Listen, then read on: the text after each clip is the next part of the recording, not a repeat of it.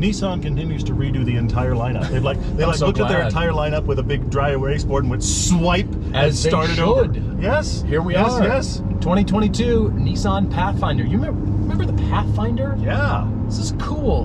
But I've decided that if car companies just made what everybody was buying, if all people were buying was sports cars, they would sell a sports car with the name Pathfinder. Because now it's grown far bigger than the Pathfinder has ever been. It's not quite Armada size yet, but it's big. It's now a 3-row, 7 or 8 passenger SUV. And Nissan, how very Range Rover of it. You're watching Everyday Driver. We make a TV show, podcast, and YouTube channels dedicated to great cars, driving adventures, and helping you find a car you'll love. subscribe and hit the bell so you don't miss a thing. Does look pretty cool, doesn't it? The yeah, last it's gen, great. honestly, looked like this kind of soft-sided mess. It was just, there was nothing aggressive or bold soft-sided about it. Mess. Well, and it just looked rounded off. So did the Rogue, and they've redone both the Rogue and this in similar styling, much boxier styling. It's reminiscent of the Frontier that we recently drove. Yeah. So it has much better styling that makes it look aggressive. There it is. But yeah, this is an interesting animal because the Pathfinder also, if you think about it, has never been very big. Right. It's never been competing with the big boys. That's right. That's what people are buying. And so let's make a Pathfinder what people are buying. Which is interesting because this is, as far as I understand, very similar in scale, external scale, to the last Pathfinder. But because it's boxier, right, they have more space inside. They found space in the Pathfinder. So it's still not a monster by any means, by exterior scale. Well, this is a 3.5-liter V6, 284 horsepower, 259 pound-feet of torque. And you might think, well, the new Frontier has 310 horsepower, 281 pound-feet of torque. Why didn't they just drop the same engine out of the truck into this? It seems a little strange until you get into the power. This is not the world's fastest SUV. No. But when you're moving, it feels pretty good, especially when you're caning it, you're at the high end of the RPM. It actually moves. It's kind of impressive, even though I'd like a turbo, but it's not bad, even with the little bit lower numbers. Yes, here's the key interesting thing, though. Talking about Nissan remaking themselves. Think about this. This is the engine from the last Pathfinder. But the last Pathfinder had a CVT. Yeah. This has a 9-speed CF actual automatic with paddles on the back. Now, I'm not buying an SUV, nor should anybody, because it has paddles. Fair. That's not the point. But having an actual transmission that responds in ways that make sense, that is such a subconscious thing to the way you enjoy a car. Now, I have put it into manual mode. I've dropped down to 5th gear because, again, I've got 9 speeds now. Because you don't need the upper 4. True. But at the same time, even when I put it back into drive and I just let it think for itself, there's something wonderfully subconscious about an actual automatic doing its job properly. That makes the engine feel like it's here to help you in a way that a CVT never does. So bravo, Nissan, for putting a 9-speed CF auto in this. It's made this engine more interesting. It's made the entire truck come to life, to be honest, with the same tools. This is what we've noticed about Nissan lately, and that is they're not just completely redoing everything, because they've had good trucks and SUVs and good cars. And so they've taken, like with the Frontier, they've used the frame of the old Frontier as the benchmark and foundation for the new one with many improvements. And so we continue to see Nissan do that. It's like, all right, same engine, fine. Reuse where they can, But then they've improved it with the new 9-speed. Yes. So it's incremental, but it's a world of difference in this. I've been driving around for the week in this and been very impressed. It's much, much better than the Pathfinder was prior. Now, granted, they're remaking their whole lineup, which all of it was overdue, and so this is a wonderful update. 2 thoughts that strike me when I drive this. First off, this has become competitive again. Indeed. Because it wasn't, it was just old. The interior is updated. You've got a really nice Apple CarPlay screen and all that kind of stuff. So all of that's very good. I think this is roughly the size of the Kia Sorento we drove. It's not full Telluride, that kind of thing. As far as interior space is concerned, it feels much more similar to the Sorento in interior space and size, including the 3rd row, which is quite small. But at least we've got a third row. We do have a third row. And you can given the ability to say, we have 3 rows. Yes, and you can get captain's chairs in the second row, which you've never been able to do on a Pathfinder before. The third row is very tight, which reminds me again of the Sorrento. Mm-hmm. Yeah. The weird thing for me is this drives bigger than it is.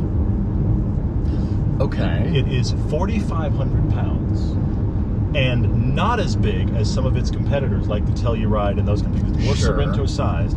I think this drives like 5,000 or more. This feels behind the wheel more to me like a body on frame than most of the rest of the stuff in this class. I'm shocked at how big it feels. I think it drives a little bit too big for what it should. It's a great improvement. I just can't believe how just kind of lumbering and large feels all the time. I think you're right. It feels big, but it doesn't feel heavy. It's like driving an empty school bus, like a stripped out empty school bus. Okay. It's just it's big, but it still feels kind of light in a strange way. You've just got this cavernous space, and you know where your corners are. They're way out there. It does feel large, but on the other hand, that's what people want. Yes, this is exactly what people are buying. And I come to this and look at it from a meeting the market brief, meeting the design brief.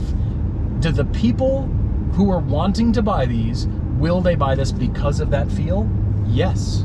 They might. It's not a compact little, let's tuck it around. No. The Pathfinder has grown. It's it has. bigger. It's gotten big. To be able to say, we can compete in that market, 3 rows, lots of interior space, they figured it out. Yeah, it's an empty school bus. That's an interesting analogy. I'm with you in that it just feels big, but I'm surprised because I feel like other things in this market segment don't feel as big and have as much actual interior space or more. So it comes down to who are you as a driver. If you're a person like my wife who wants a large truck feel, you might prefer this. Agreed. But if you're a person who you want a lot of space, but you don't want to feel like the truck is big, I think this is a bad choice because other things in the market, and I'll go back to the Sorrento, feel smaller and lighter and have the same space or more. Yes. Who are you as a buyer? But I think it depends on the buyer, to be honest. I think the people who like the truck kind of feel, because look at this interior. It just has kind of a pickup truck kind of thing. It does. It's not driver focused. It's not angled. Things aren't, really kind of built around the driver and passenger. It's got a truck instrument panel. It does. So and all that kind of big space and cubbies. Feel. You're right. I take that. And so if you're looking for that and you want something in between, like I don't want to go full huge SUV, I don't want a pickup truck, but yet I still kind of want that. I don't want the same the car-like SUV kind of thing. Sure, yeah. This is perfect for that. Fair. Those folks must be out there. I get in a vehicle and I always want it to feel like it kind of tightens around me. This does not. Of course, but I have to look at it like, well, did we meet the design brief? Did we do well? Did we check the box? Did we, make something compelling? Look, the interior kind of reminds me of an English saddle. Not a Western saddle. If it were a Western saddle, would have, leather stamping and fringe everywhere. This is just a simple, clean English saddle. It's just a panel of leather over another panel. And it's just got a horizontal line all the way around. It's just very clean. So there's just a little bit of touches of luxury, just a tiny bit. Otherwise, it still kind of feels like rough and tumble, a little bit truck-like, which is nice. I didn't expect to like the Pathfinder this much as far as the balance. It's not quite truck, but it's not just soft car-like SUV to appeal to, the sales folks that just want to sell like, no, the SUV drives like a car. No, it doesn't. It really doesn't. Well, of course, unless you're Volkswagen, everything is built on the same platform, and then it does. But it certainly doesn't need to drive like a car. That's a good point, yeah. I'm very impressed with it. Like I said, I didn't expect a Nissan to look as good in person. Again, Range Rover, styling cues. Look at the rear. Giant Pathfinder across the back. Yeah. The vertical lines right under the taillights that drop down. That is just Range Rover lines right there. But that works. And it says more of an expensive, luxurious kind of vehicle than the price would suggest. At $50,000, this is the premium model, all-wheel drive, all in, 50 grand, and we're done. Yeah. Toyotas are 56. True, but the Highlander's 56. But the Kia Sorrento is low 40s. So many times when people refresh brands, and U.S. automakers are terrible about this. They just go, how do we need to refresh that car? And it's blinders. It's like, don't look at anybody else. What can we do to update that? I feel like Nissan stopped in every category with every model and looked around and went, what is everyone else doing well? Yeah. And then they went in and said, let's take that brand, in this case the Pathfinder, and let's make it competitive around everybody else that is already doing well. I like that Nissan is really taking into consideration, who are we? What are our strengths? What do we do well? And it just, from the build quality to the styling, everywhere, inside and out, the styling is still there. That U-shaped trim piece under the grille, You're right. It's still there. It's been there forever, but it feels fresh, and the headlights are just a little bit of a fresher update. But they haven't gone too far. They haven't tried to go crazy. Yeah. That's working for them. Just some restraint. Simple is hard to do. Yeah, believe it or not. All right, your turn to drive.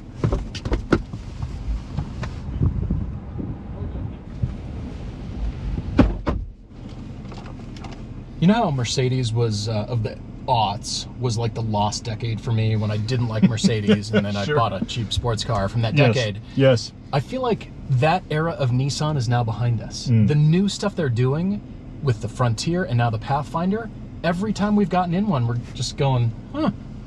All right, Nissan, it feels like you're kind of on a comeback here. We liked the Rogue too. I mean, they really are remaking everything in their lineup and really thinking very hard about what's everybody else doing and then trying to do their own thing that works well. But they're figuring out their own thing. Yes, they are. Which is interesting. All right, so you got to check out the shifter. It's just like the Rogue. When you slide it forward and back, then it returns to its home position in the center. So you got to push the button on the left with your thumb, and then that selects your transmission. Which is an actual transmission. I'm so excited about the automatic. I can barely stand myself. Yeah. I hope that bodes well, like a trend, sets a trend for all car companies. Well, CVTs are in our past. But Nissan embraced the CVT more than anybody else. They put it in everything. They did, yeah. And they were an offender like Subaru. So now there is some backpedaling here and some rethinking about what things should have them and what shouldn't, which is good. Another thing that's interesting about this drivetrain is 6,000 pounds of towing, which is quite a bit for this area. This class has a lot of stuff that tows right around 5,000, so they've got 6,000 here. So at that point, the average family that tows the average little thing is fine with this. If you're going to do huge boats and stuff, you've got to get the body on frame, big boys. But 6,000 pounds in this category is quite a bit. Yep, sure is. Nissan also has Pro Pilot Assist on the Pathfinder. And you can think of it as not an autopilot, not an autonomous driving system. They explicitly say that. But what it's for is when you're cruising along, the brood's in the back, it's full of people and luggage and gear, you can just cruise along, and it's designed to keep you within your lane, and the distance ahead of you, between you and the next car, is fine. But what I've found with this is we're still in the midst of a code stack, because the car, and therefore the people who wrote the code, make the assumption that the car should be in the center of the lane at all times. When you watching, you know, and you use your lane, you might avoid something in the lane, you might straddle something else, or you might use kind of a race line to take a corner, so your passengers aren't quite so upset with you. Sure.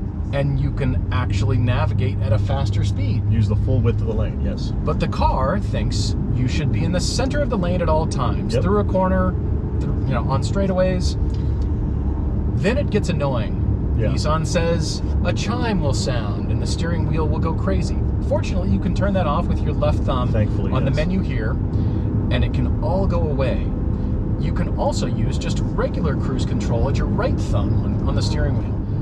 But this Pro Pilot Assist, even though I'm all for it, I feel like it just encourages steering. It's just like, make the car not hit things at the lowest common denominator. Because if you're slightly off and the system's on, oh, it buzzes again. Oh my gosh, where is the system to turn it off? I think future technology will be better, but we're not there yet. It's still very rudimentary. It's almost like the top level pinball wizard for this kind of tech. It'll just kind of keep you right in the lane back and forth, but it's not intuitive enough to really be awesome. Well, we've talked before about the fact that it's not a Nissan thing. All of this tech, I think, is encouraging a combination of lazy driving and scared driving. Absolutely. And because you're counting on the system, either because you're terrified or you're counting on the system because you just don't want to be bothered. And Granted, we're weirdos, but we would wish people would engage with the driving process. Yes. All right, we're kind of bucking through a back neighborhood here. There's not a lot of handling or steering, anything going on. Not at all. But it does have the ability to hang on and surprise other drivers. It has 7 different modes. So you put it in sport. Down here, drive mode selector. Yep.